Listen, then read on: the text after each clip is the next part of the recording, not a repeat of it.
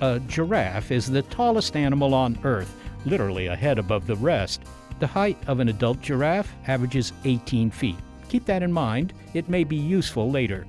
I'm Seth Shostak. I'm Molly Bentley. Welcome to Big Picture Science, produced at the SETI Institute, where researchers investigate the nature and origin of life. On Big Picture Science, we step back to give you the wide-angle view on science and technology. The ice sheets of Antarctica and Greenland are the world's principal storehouses for ice. Now they are returning that ice to the sea. Oceans continue to rise, with an estimated increase in this century of 2 feet or more. Some coastal cities are drowning already. But it wasn't always like this. Archaeologists tell us that humans once were able to adapt to rising waters. So what happened? In this episode, rising oceans, ancient civilizations, and whether engineering can keep the waters at bay. It's New Water Worlds.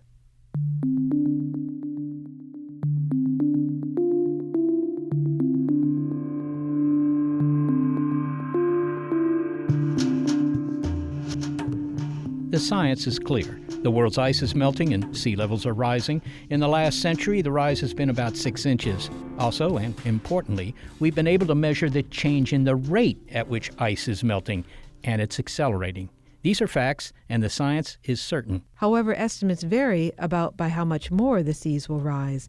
The estimated rise by century's end is between 2 feet and 6.5 feet. It depends on both the rate of acceleration of ice melt and the steps we take to curb global warming.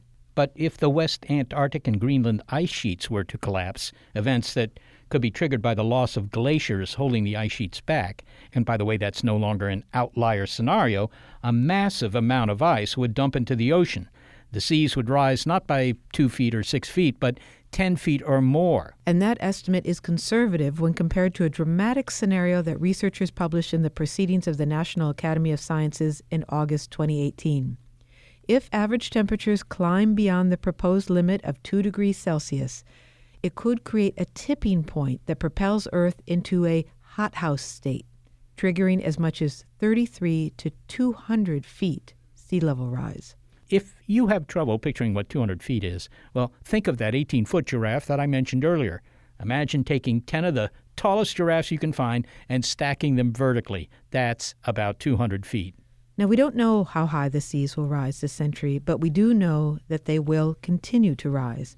The water will come, is journalist Jeff Goodell's account of his travels researching the consequences of sea level rise.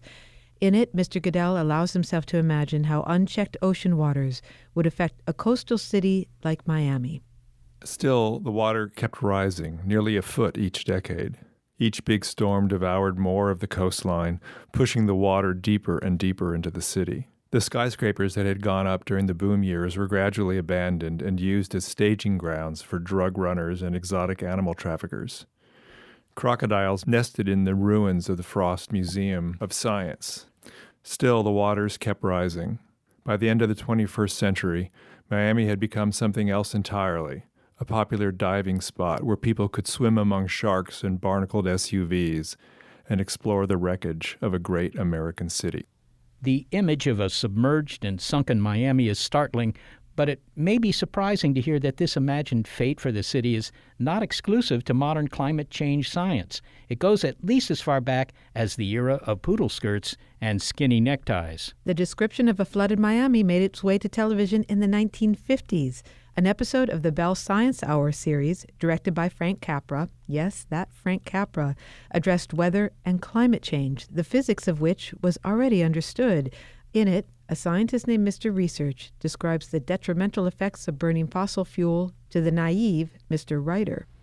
Even now, man may be unwittingly changing the world's climate through the waste products of his civilization. Due to our release through factories and automobiles every year of more than 6 billion tons of carbon dioxide, which helps air absorb heat from the sun, our atmosphere seems to be getting warmer. This is bad? Well, it's been calculated a few degrees rise in the Earth's temperature would melt the polar ice caps. And if this happens, an inland sea would fill a good portion of the Mississippi Valley. Tourists in glass-bottom boats would be viewing the drowned towers of Miami through 150 feet of tropical water. So, yes, the science of climate change was understood in the 1950s, But will tourists really one day check out Miami in glass-bottom boats? Who knows, although it's not unusual to hear of people paddling kayaks in downtown Miami today when the tide is high. But for many low-lying coastal cities, the prospect of rising seas is no longer a future tense scenario. Jeff, you began with a fantasy description of what cities, Miami perhaps, will look like underwater.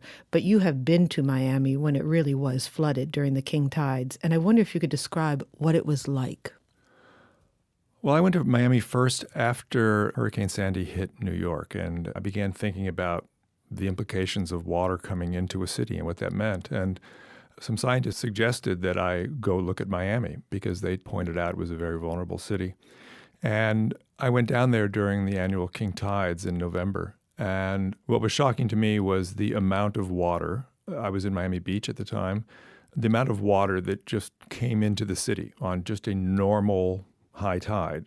I was walking through streets where condos were selling for $10 million, and I was up to my knees in water. And the entire city was sort of grappling with the sudden flooding. And it was just, what was striking to me was not just wading through the water, but stopping to think for one moment about what the implications would be for even just 1 or 2 feet of sea level rise, much less 5 or 6 or 7 or 8. In a city like Miami, which is so low, so flat, so much real estate built right on the water, and most of all built on a kind of porous limestone substrate that's basically like Swiss cheese, so that you can't really build walls. And it became very clear to me really quickly that if you take climate change at all seriously, Miami, as we know it today, is sort of a doomed city. What is the difference between a normal tide and a king tide? And are Miami residents used to these king tides? Are they exceptionally high tides?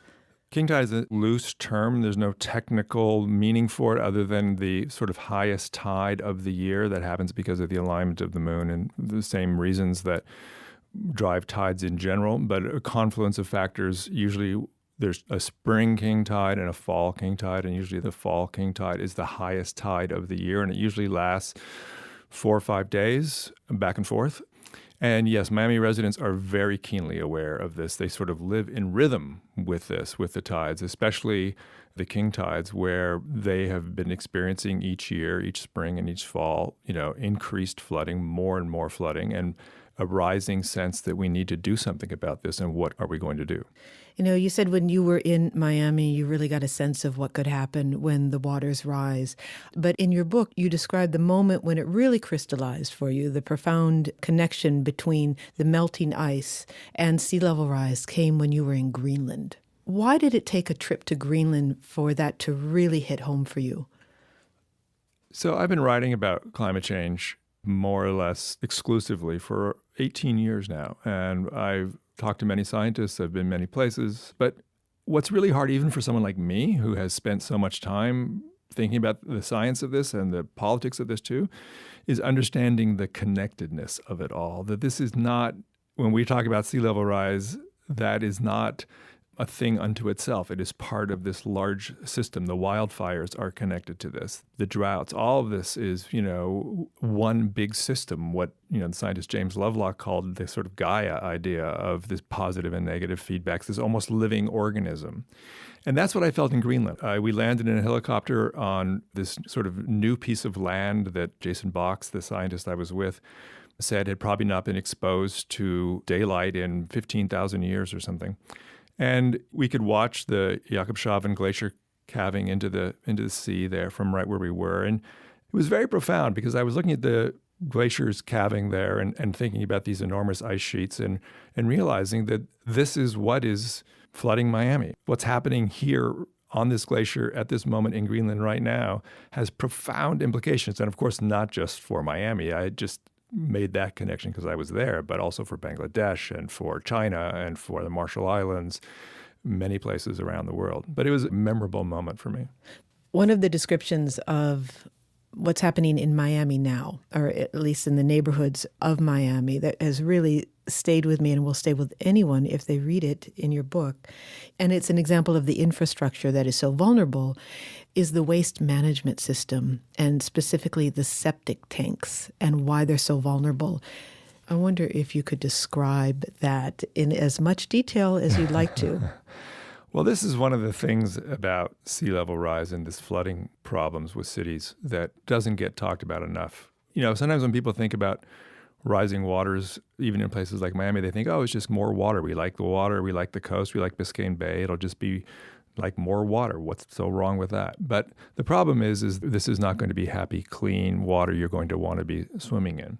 And the septic tank problem is emblematic of that. So in Miami-Dade County and in many places around the country, you have two ways of disposing of sewage. Basically, you have municipal sewage systems where you have pipes that go out to a big mainline pipe that go out to a treatment plant.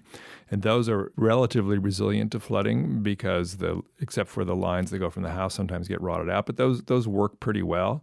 But, in Miami-Dade and in most other cities, you still have large populations that use septic tanks in their yards, in the backyard. And septic tanks, as anyone who's ever been around one knows, they're basically, a tank that has these leach lines that go out and kind of dissipate the bacteria into the soil. And even a modest amount of flooding carries all that bacteria and everything out into the floodwaters. And it's a clever system because then when it works properly, that soil acts as a filter. Right. And it works great and had been building septic systems for hundreds of years, and they were a big public health improvement once they figured out the simple techniques of how to deal with this. So in any city where there's any kind of flooding, what happens is you immediately get runoff of this bacteria into the floodwaters. And so even now, when I was in Miami, a year and a half ago, I went out with this scientist and it's mostly in sort of lower income neighborhoods where there was flooding in the streets in this region of Miami, where you had water that was, at high tides, maybe 2 feet deep in the streets of this neighborhood. And he was there to sample the bacterial content, and it was like 3,000 times higher than the public health limits. And you had kids out there riding bikes through it and playing in it. And, the public health risks of this are enormous. And this is one of the big risks that even modest amounts of sea level rise. So one of the things that's hard to communicate is that, sea level rise is a problem long before you have, sharks swimming through the lobby of the Hilton Hotel, right? It's like even small increments of more flooding, higher flooding, you get more of this problems of septics, drainage problems, more corrosion, all these kinds of incremental things that are a very big deal. Now, you use a phrase in your writing, which is the equilibrium with the sea. Well, Miami indeed is a strong example of a city that has lost that equilibrium. Can you give us an overview of why this city is so vulnerable? Well, three main things. One is that it's very flat. 70% of Miami-Dade County and most of South Florida is less than 6 feet above sea level right now. And a lot of everything south of Miami is even lower, 3 feet or less. So it doesn't take much to flood that. So one thing is that it's very flat. Second thing is that there's been a lot of real estate development. The story of Florida is basically a story of real estate development. That's what the narrative of modern Florida really is. And a lot of the structure has been built right on the water, no thinking about risks for this kind of thing, about flooding or anything like that. And then the third thing is that it's built on a particular kind of limestone that's porous, that allows the water to pass through it. So if you try to build a seawall like you might do, say, in New York, it doesn't really work because the water will go right underneath the wall and come up the other side. So there's no real way to keep the water out and to build a kind of defense system where there is in other cities. And then there's the politics. You have a governor who has banned the words climate change from government communication. So you can't even have a conversation about how to deal with this in any kind of holistic way. There's certainly activists in South Florida. There's the mayor of South Miami is very outspoken. There are a number of outspoken political leaders there, but without the sort of broader political framework to have a discussion about it, it's very hard to make any progress in the direction of like, okay, here's reality. Water is coming. What are we going to do? How are we going to think differently about how we build this city? Journalist Jeff Goodell's description of Miami today may also be the fate, of course, of Bangladesh and other coastal cities, as well as island states such as Kiribati. And more water is coming. Scientists say not only that Antarctica is melting faster than we thought, with a tripling in the rate of ice loss over 5 years between 2012 and 2017, but they announced in August 2018 that for the first time in recorded history, the oldest and thickest sea ice in the Arctic has started to break up. This dramatic event has opened up waters in Greenland that are normally frozen even in summer.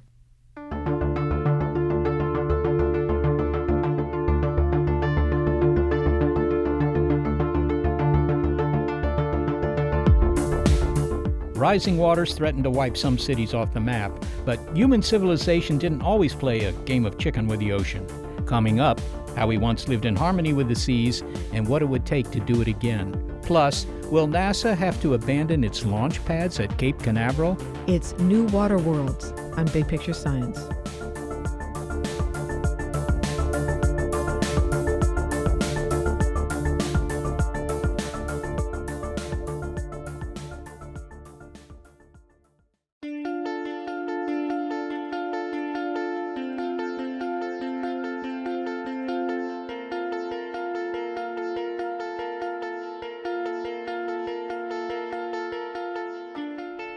Humans have always been drawn to coastal areas, whether oceans or rivers, but if you gaze upon today's colossal steel and glass urban landscapes, you might imagine that permanence was always the hallmark of civilization.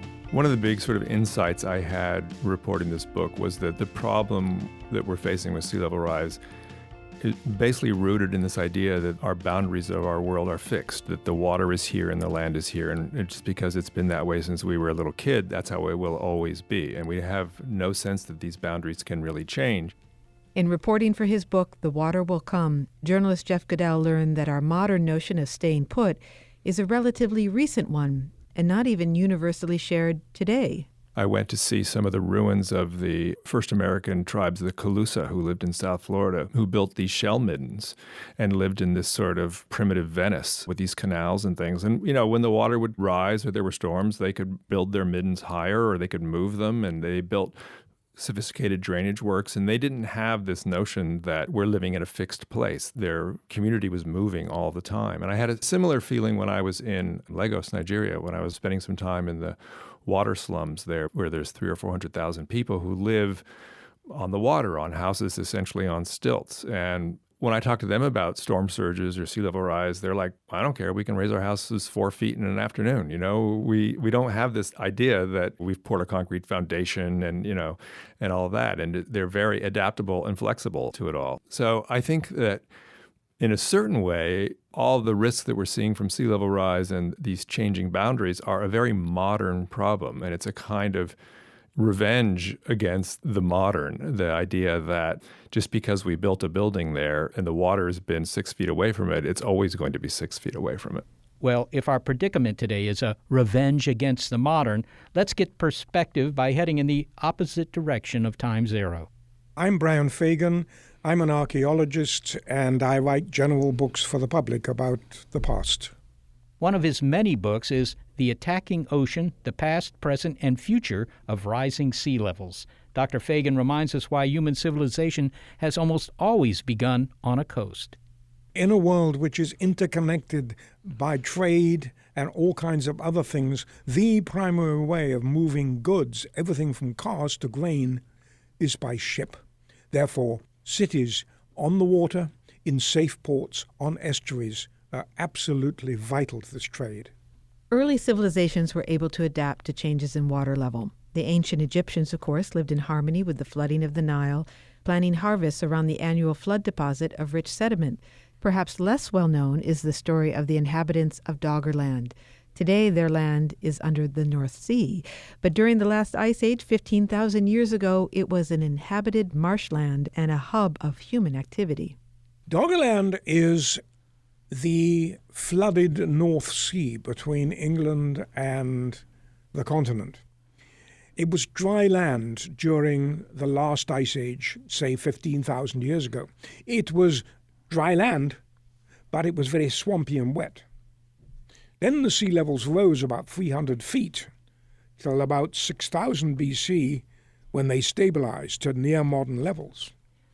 At the time, and we know this from finds from the bottom of the North Sea, it was inhabited by bands of hunters and fishers in small groups. So if the water rose, and literally it rose so fast that the landscape would change in someone's life expectancy of, say, 28, it would change. The only defense they had was to move, and mobility was the one they used, and they gradually moved onto higher ground. And by 5500 BC, the North Sea was water.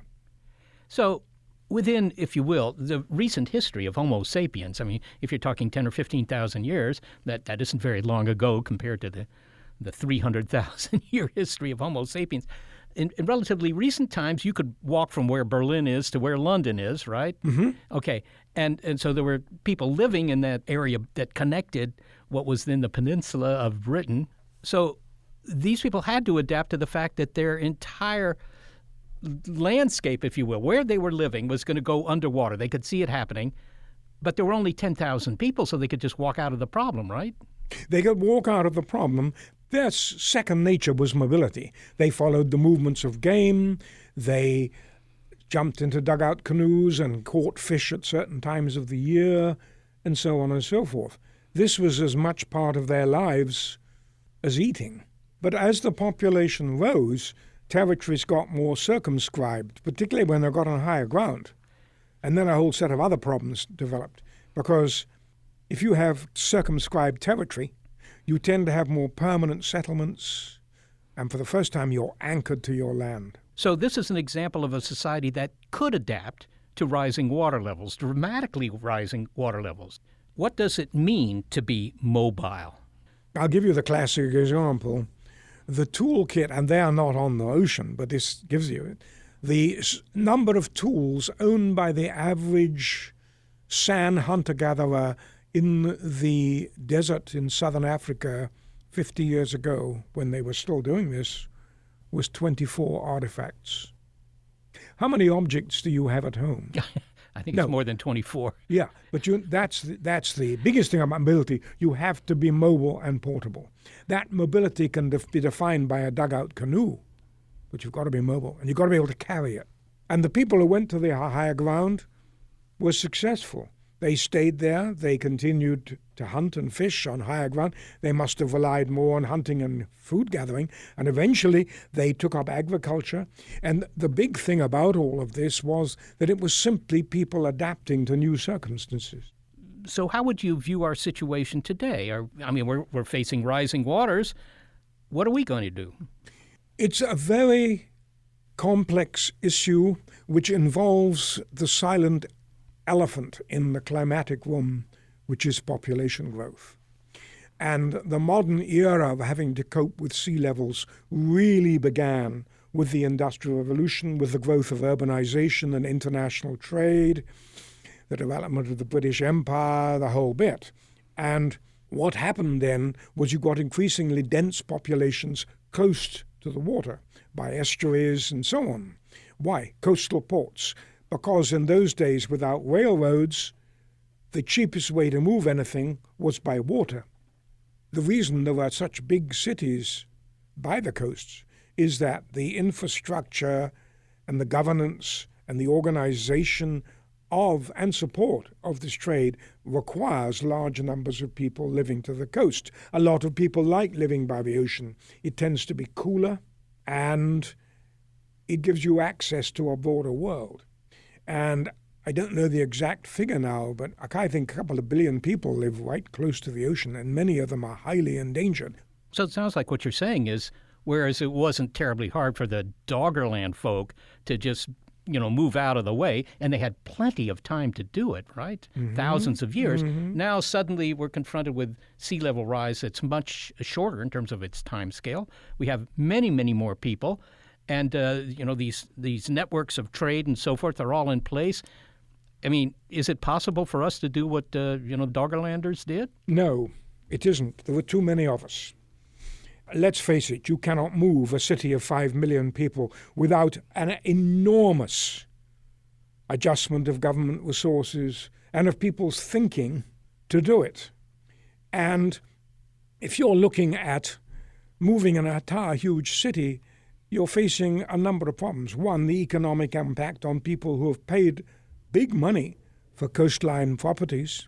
You've also got the problem of moving people who are really attached to farmland, maybe several generations. You've got people with very strong historical links to a city.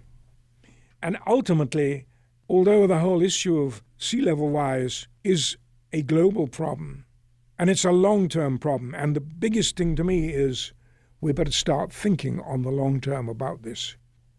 And that's very hard for us to take, because as humans, ever since the beginning, we've always reacted to things when they've happened. We can't afford to do that anymore. How would you say, in general, Brian, that cultures have reacted to the ups and downs of sea level? It all depends on the scale of the society. In many societies, small-scale societies, it's just part of adjusting. Oh, the sea level has risen, we'll move our canoes away. Or there is less water here, but there is water there, we'll move. That's one end of the scale. The other one is Shanghai, Miami, whatever, where they say, oh my goodness, the sea levels are rising, it's flooding the streets.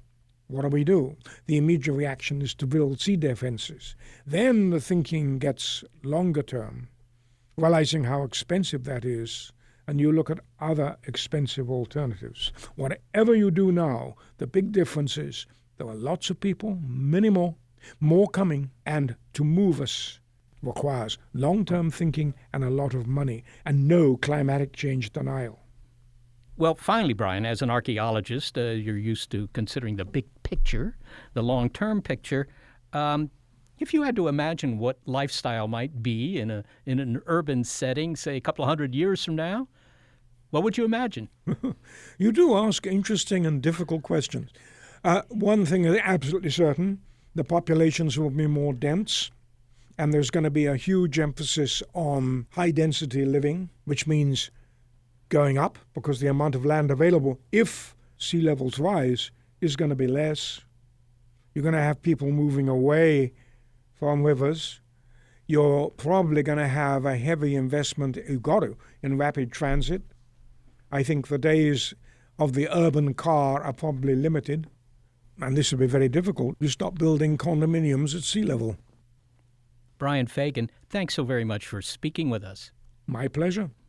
Brian Fagan is an archaeologist at the University of California, Santa Barbara, and he is the author of many books, including The Attacking Ocean, The Past, Present, and Future of Rising Sea Levels. So the inhabitants of Doggerland survived because they got out.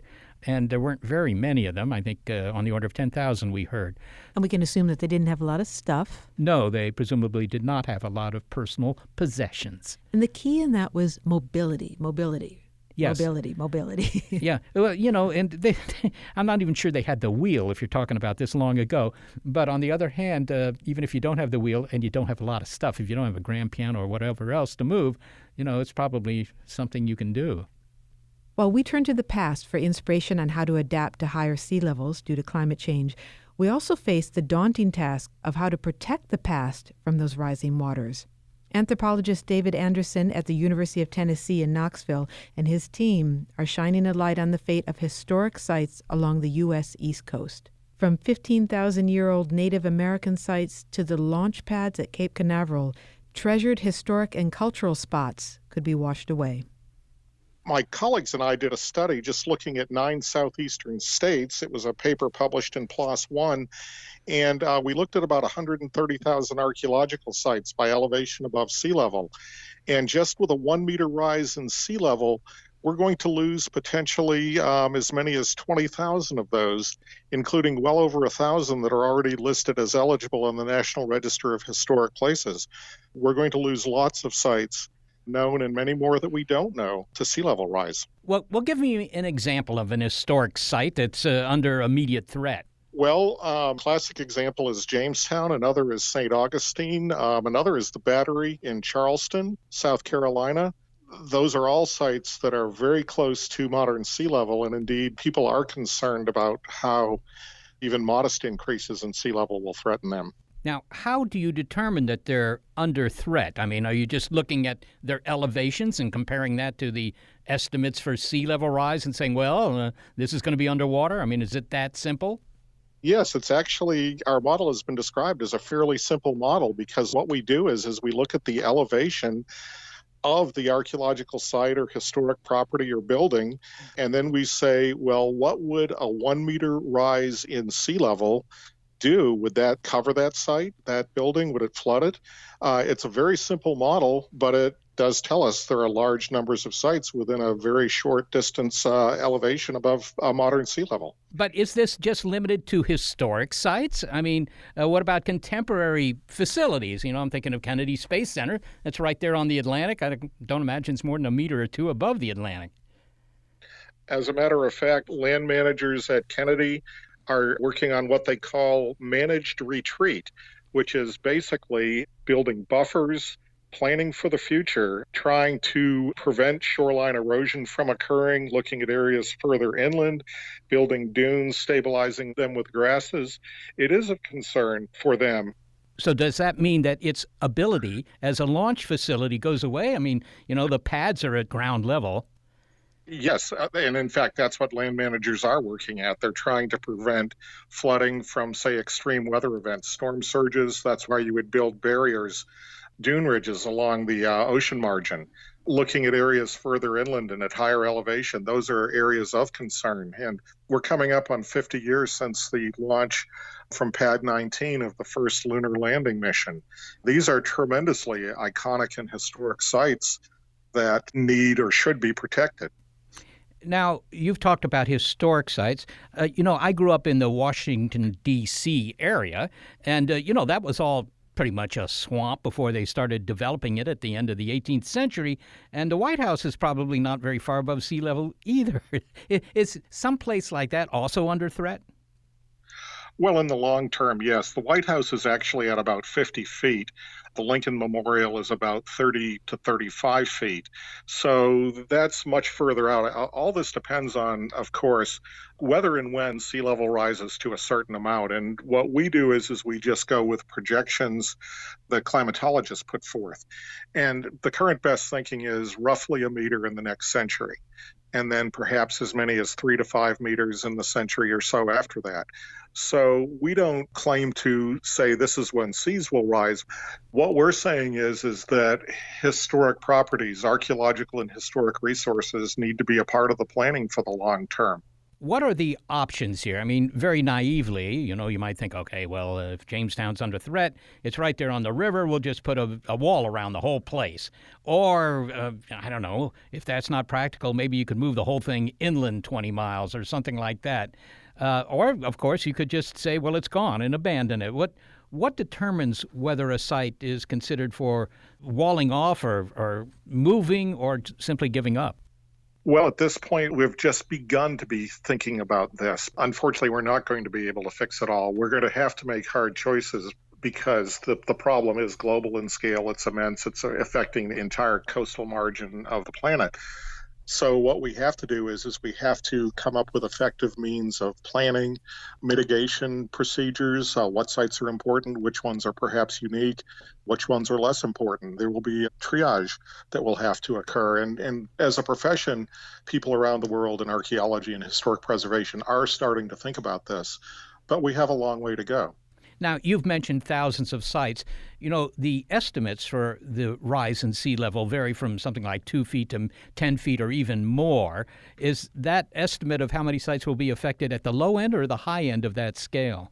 Our study shows that there are approximately 20,000 known archaeological and historic sites that are within 1 meter or about 3 feet of modern sea level at present. That's only the recorded or the known sites. The actual number is far greater than that. Can you give me an example of some site that, faces this possible fate? Maybe it's a certain fate, and what the choices are, or whether people have studied the choices in that particular case? Well, a classic example is the Hatteras Lighthouse. That was moved a couple thousand feet away from the modern shoreline about 15, 18 years ago. And it's now at about 10 feet, but that's an example of where a tremendous monument, a tremendous structure was moved. It was an incredible effort, was moved inland. And we know we can do that. We know we can disassemble and reassemble major historic properties, buildings, structures, things like that. For archaeological sites, it would take excavation, recovery of information from them. It's very hard to move things like that. This also affects landscapes, battlefields, cemeteries. I mean, these are issues. There are 100,000 cemeteries in the U.S., and thousands of them are within a fairly short distance of the coast. So those are all things that will have to be considered. And what we were arguing in our paper in PLOS One last year was we need to be thinking about this systematically. We need to be building the large informatic structures, the large databases, linking together the information that's out there so we can begin thinking and planning a little more effectively than one state, one agency, one park at a time.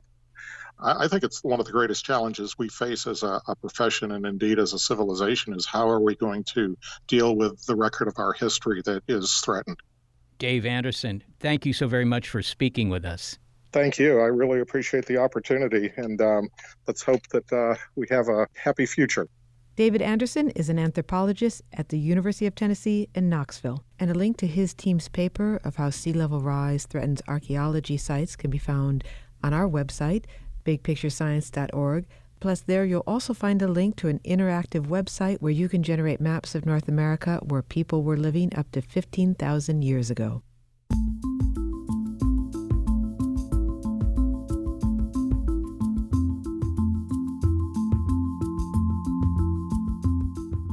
As Dr. Anderson said, as the water rises, we have to make tough decisions about what to save and what to abandon. But could our reconciliation with higher seas also present an opportunity?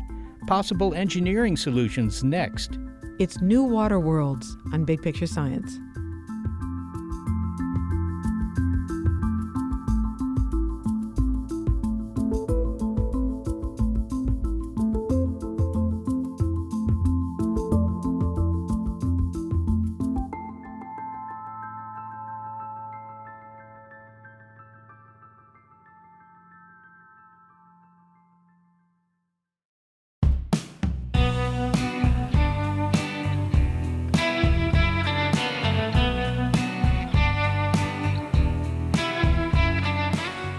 While it's possible to move some archaeological artifacts and sites away from the water, modern cities are resolutely fixed in place. We can't collapse San Francisco's Golden Gate Bridge, or roll up the Esplanade theaters in Singapore, or take apart the Brooklyn Bridge like an IKEA desk and haul it all to higher ground. We are stuck, or at least our buildings are. That doesn't mean that we're without options. Humans once lived in harmony with, and with considerable deference to, the oceans and rivers. As climate change raises the water level on our shores and threatens to drown our cities, some city planners are wondering if we can find a way to live in harmony once again. Our need to adapt and find innovative engineering solutions may even present an opportunity, says journalist Jeff Goodell. He's cataloged some of the solutions proposed to hold back rising seas. Some ideas are promising, others are too fanciful or costly for widespread use.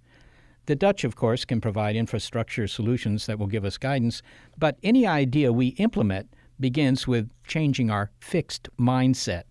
We have never thought about this. We've never thought, we need to build this city with the idea that these boundaries between land and sea are going to change, and we need to build in an adaptable way. We have never really thought about, let's try to build kind of with water. I mean, Venice is obviously one example of a city that I write about in the book, and I went there, and I had been there before, of course, but going back there in the context of thinking of it as a water city, my first thought was, this is so beautiful, this is so wonderful, we should have built all of our cities on the water. I mean, it's so great. Of course, Venice has many of its own problems. You tell the story of coming across the Opera House. When archaeologists dug down, they found Marco Polo's house, and then they went down and they found more and more foundations from earlier centuries. So Venice has just been building up and up and up. Yeah, I spent some time with the chief engineer of the city, and he basically pointed out that they can't do that anymore. And, before, in the 15th, 16th century, they just would have knocked everything down and built on top of the foundations. They were just like, it's Marco Polo's house. We'll just put a McDonald's on top of it and it'll be fine, Okay, just to be clear, there's no McDonald's on top of Marco Polo's house. No. Okay. Well, That brings us to adaptive strategies. And if I can just kick off with one, I think you discount right away, which is why don't we just build a seawall around the United States and all the countries that are vulnerable? Right. Let's start with that. What's wrong with that idea? Well, first of all, the idea of building seawalls around a country are crazily expensive. So putting the money part of it aside, when you build a seawall, as anyone's ever been to a seawall knows, you kill the coastal ecosystem. There is no coastal ecosystem anymore. And walls and barriers sound good until you get the storm that overbreaches them. And, the big movement right now among landscape architects, urban planners, coastal defense thinkers is away from walls, that's a very kind of 20th century idea. It's actually like a 15th century idea, but except for in particular places where, for like Lower Manhattan, it makes a certain kind of sense. But in general, it's more towards, instead of walling off water, it's more about how do we think about how to live with water. Can you give an example of that? What seems to be emerging as the most promising technology? And are you able to do it without talking about the Dutch city of Rotterdam, which you're welcome to do, but I'm guessing that is one city that knows what it's doing in terms of living with water. Yeah, so it's a whole variety of ideas. Rotterdam has done things like, these public squares that double as sort of water collection areas so that when there's a big rainstorm or a flood, it's collected in these areas and can be retained there and drained off later. Elevating streets, structures so that when the water comes in, it doesn't, get into the critical infrastructure of places, and changing the building materials so that they can be inundated with salt water and not be so much of a problem. But there's, a lot of ways of thinking about this. So there's an interesting project that came out of the Rebuild by Design competition in New York after Hurricane Sandy, where you have on the coast of Staten Island a sort of what the architect calls a kind of living breakwater, where you have a classic breakwater out, some distance off from the coast, but it's specially designed to bring a lot of marine life and a lot of habitat, coastal kind of habitat. And then you have a sort of safe area behind the breakwater. And the idea is to encourage people to interact with the water and not be afraid of it and fish and swim and become sort of water people in a way that, it's almost like a psychological thing, Well, the subject of money hangs over all of these adaptive strategies. And Peter Thiel, the founder of PayPal, is behind, or part of this organization, I think at the Seasteading Institute, whose goal is to create this floating island. And I'm wondering how you go about building a floating island. How would you build a floating island? Well, they're working on that right now. That group is working in Fiji. One of the problems with building a floating island is that the seas are rough and, building any kind of stable structure, even if you're using, as you can see with oil drilling derricks and things, it requires this enormous, infrastructure to be steady out in the seas. And even then you have problems. And what do you build it on? Well, their ideas are doing it on pilings. You sink a piling down and you're basically building it on stilts, just not so different than the houses that I visited in Lagos. So they are permanent. So they have some stability. They are permanent. They're not floating like cruise ships. Right. No. But there are people who have ideas about actual floating structures also. Right. But the fact that they're doing this off the coast of Fiji, does that mean that they're doing it with the idea of island nations in mind, that maybe some of the people whose islands will go underwater will have access to these floating islands? Are they really for the billionaires of this world? I think right now they're really for, if not billionaires, the people who can afford to do this. They're not thinking in a sort of philanthropic mode. And I think that that's understandable, because I think that there's it's going to take some investment to figure out how to make all this work. And if you really want to be self-sustainable, how do you grow food? There's lots of implications to this that are quite complex, and you need to start somewhere. And so it doesn't surprise me that this is a sort of rich person's fantasy right now. But I do have to say that there are lots of architects and people who are building cheap floating houses. And there's a guy in Mexico who built a house with 30,000 plastic Coke bottles lashed together that he lives on. And he even has trees planted on it and stuff. one of the wonderful things about this is that, kind of creativity that people have. I mean, people are like, this is going to unleash, and it already is unleashing a lot of creativity and different ways of thinking. What about the idea of raising a city up? Now, you've talked a little bit about that, but you describe a project of the mid-19th century in which they raised the buildings of Chicago up because the city was too close to Lake Michigan and prone to flooding. And I wonder if you could describe it just briefly. And then why can't we raise all our cities up the way they did Chicago over 100 years ago? In theory, we can. But first of all, it's important to point out that this Chicago that was raised is not the Chicago you think of today. This was a Chicago. There was dirt roads, 20,000 people or something lived there. There was not very many structures. There were not cable lines and phone no lines. skyscrapers. Right. But they did. They realized that it was too close to the lake, and they were having problems with sewage drainage. And instead of burying sewage lines, they decided to lay the sewage lines on the street and then just raise the city up. And they did it with with men with like corkscrew jacks. But it's not rocket science doing that. I mean, it's it's a big task, but it doesn't require like inventing gamma ray guns or something. It's just something that we know how to do. But it also doesn't really solve the problem, because you can raise your house and you can put your house 30 feet up in the air and you're going to be okay, but you're going to be living 30 feet up in the air in a flooded world. So you have all this infrastructure that needs to be kind of raised and dealt with also for it to be a kind of functioning city the way we think about it. Well, finally, I want to pick up on the thread of opportunity. And it is an optimistic note that's in your book that is otherwise filled with detail that is quite sobering. And in fact, if we are relearning our relationship with the water, we may find as we go forward creative ways we can live with the water, and we might be better for it. Well, I think that, we are going to have to redesign how we live on the coast. We're not going to leave the coast. People love water. And it is a great opportunity because it's not like what we've done on the coast is like perfect. We've done a lot of dumb stuff and built stuff in dumb places and in dumb ways. And this is a great opportunity to learn, to think differently about all of this, and to reinvent our world and take the lessons from some of these simpler cultures that I talked about, at the Colusa Indians or even the people who live in the slums in Lagos, who have lived in this more adaptable, more kind of, I hate this word, but natural way, more in harmony with the world, more in tune with the rhythms of nature, which is what we're kind of broadly talking about here.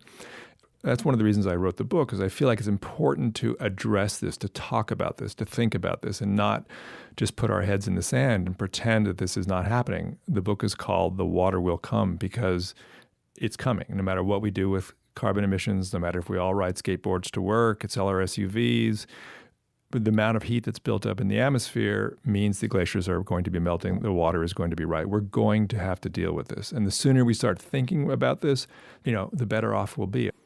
And you can't put your head in the sand if the sand is under a foot of water. Yes, that's true. Jeff Goodell, thank you so much for speaking with us. Thank you for having me.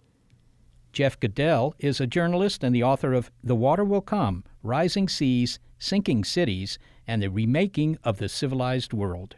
So what we've heard in the show is we're past the point of debating whether the waters are going to rise. Now we're debating, well, by how much, and what are we going to do about it? That's really the big question. And I think what's possibly encouraging here is that it's being recognized as being the big question.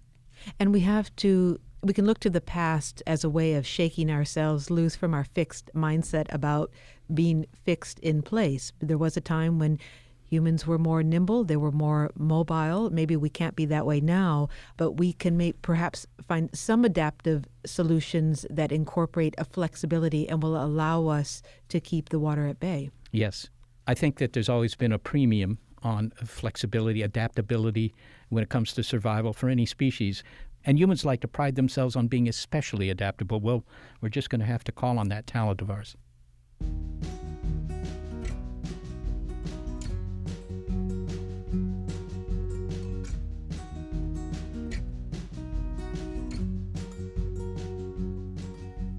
Thanks to the team members who always rise to the level of excellence in helping produce the show, Senior Producer Gary Niederhoff and Operations Manager Barbara Vance. Thanks also to financial support from Rena Shulsky-David and Sammy David, and to the William K. Bowes Jr. Foundation. Big Picture Science is produced at the SETI Institute, a nonprofit scientific and education organization whose scientists study the origin and nature of life, including the behavior of rings around planets. And a big thanks also to our listeners. Your ears have been attuned to an episode of Big Picture Science called New Water Worlds. If you want to hear more Big Picture Science, well, you'll find past episodes in our archive at bigpicturescience.org. You can also find links there to our guests.